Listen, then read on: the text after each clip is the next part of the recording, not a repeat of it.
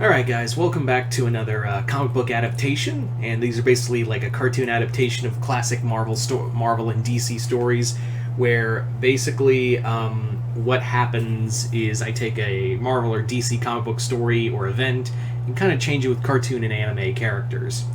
So in this one we're going to be doing Siege, which was the bookend of the Civil War era of Marvel. It was a little 4-issue miniseries that ended like Dark Reign and all of that, and it was like the big culmination of it, and no one really cared about Siege because it was literally like it's a 4-issue story that literally no one gives a shit about.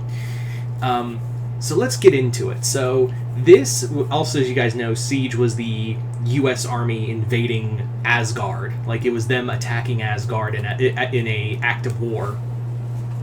So in this story, what has happened is that we are in Echo Creek with Star and everyone else. They're all hanging out, you know.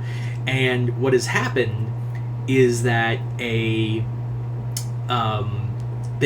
hear on the news that there's been an attack on the U.S. There's been a massive attack on the U.S. and it's by a Mumin radical group. That radical group is led by Mina Loveberry. She's apparently like Mina's gone full tilt, and with her own little army has essentially like launched an attack on the U.S. because calling them the allies of monsters and monster lovers, and they won't stand for it. Unfortunately, no one understands that this isn't really like this is an attack of a singular cell, like a singular group. The U.S. government is kind of pissed off. Like they're like, well, that's you know, they're not like us, so we're gonna invade we're gonna invade Muni. Because they're saying they're from Muni and we don't trust them. So, yeah.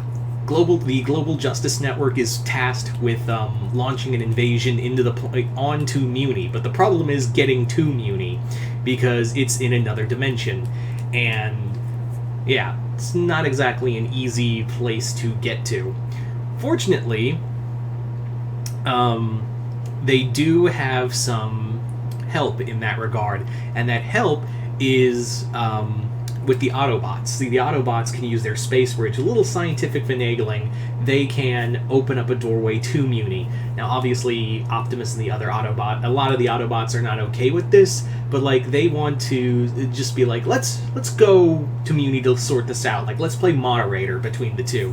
Meanwhile, Star's back on Muni and already like helping to gear for war because Eclipse's like, holy shit, we've just been thrown into war. I need to get into peace talks. Real quick. Like the initial thought is she has the same Eclipse has the same thought as Optimus Prime, where it's like, I just want to, you know, have a peace talk. Like let's just talk things out, be cool, and like no one wants a war. Like I don't want a war with another world. No one wants that. And what happens is that during that night a drone shows up, like a drone strike hits Muni. Like a drone strike hits the Mumin castle and like wrecks everything and nearly kills Eclipse, nearly kills Meteora. And Eclipse at this point's like, fuck those humans. If they want a war, they're gonna get a war.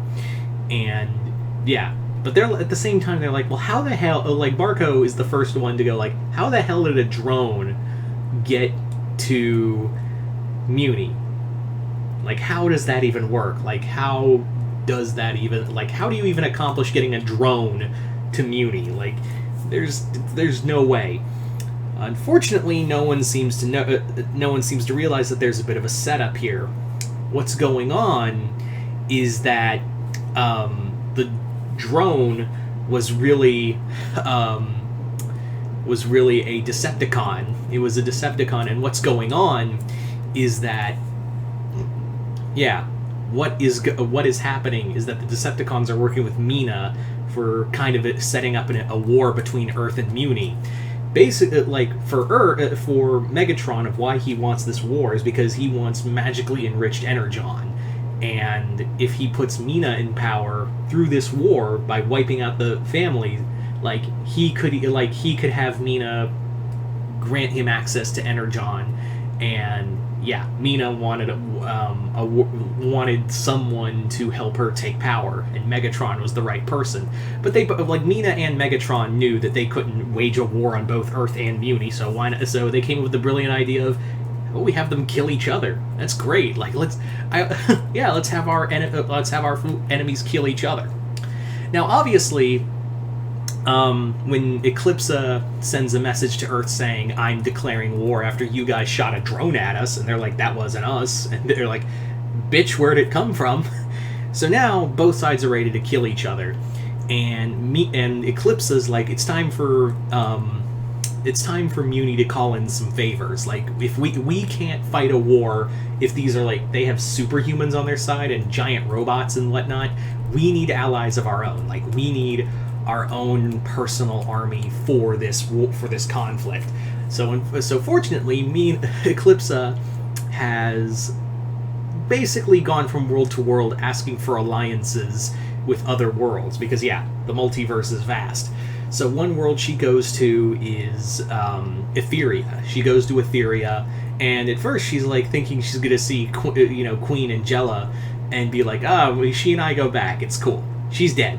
Well, now we have her daughter here, and they're like, all right, listen, I need your help. You're the queen now, Queen Amethyst. I need your help to fight a war. And I know you just got done with a war with Hordak, but there's this other group called Earth, and they're a bunch of assholes, so how long until they get here? Also, we have magic too, so, magic bros, so come on.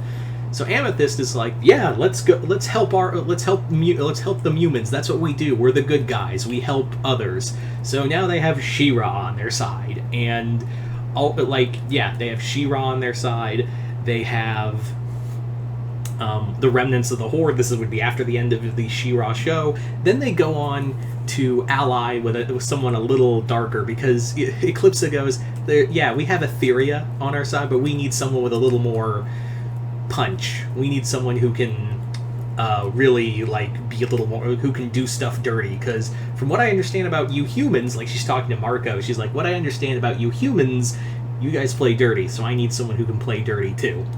That person she goes to is Belos.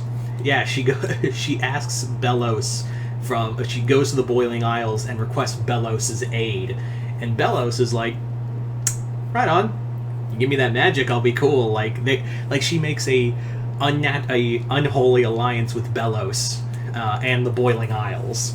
So they now have the Emperor's Coven at their disposal, and yeah, it's not looking good. Also, Marco decided to stand with Muni during all this. He was like, what do I choose? Like, I'm torn between Earth and Muni, but I really love Star, so I'm gonna go help my girlfriend. So he allies with them. Even Eclipsa was like, some people in the royal court were like, maybe we should kill the human and Janna too, because they're both human, they could turn on us, and Eclipsa was like, no, let them be, they're on our side. I know.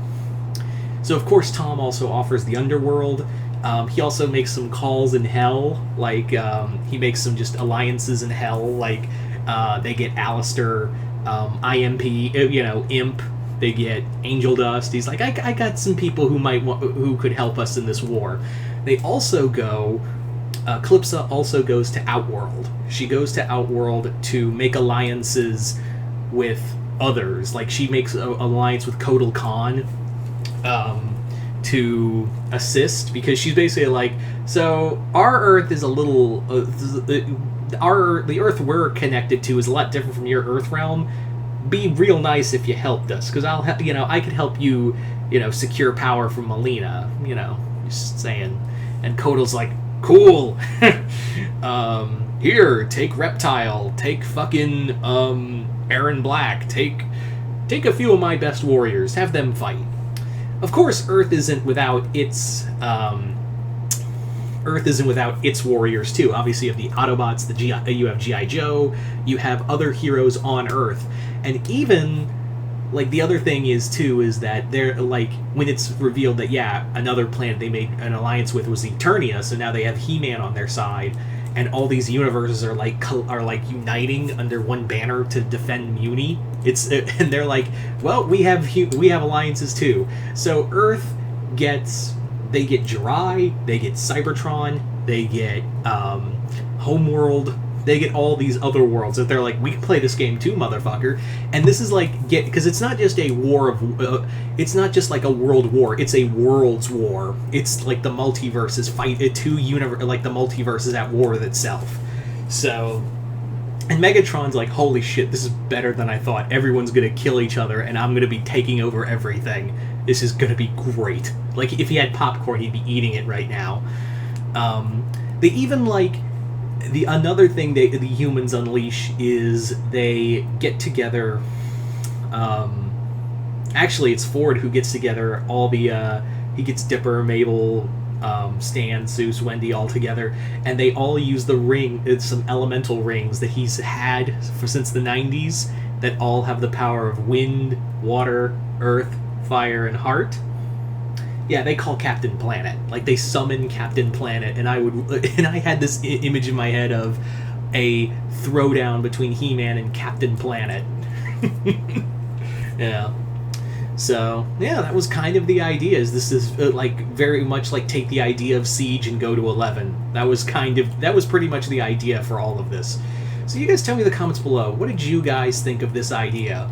Do you guys like it, hate it? Comment below, let me know. And yeah, as always, if you haven't already, hit the link below, head on over to my Patreon. And other than that, I'm Mr. Multiverse. I'll see you next time in the Multiverse.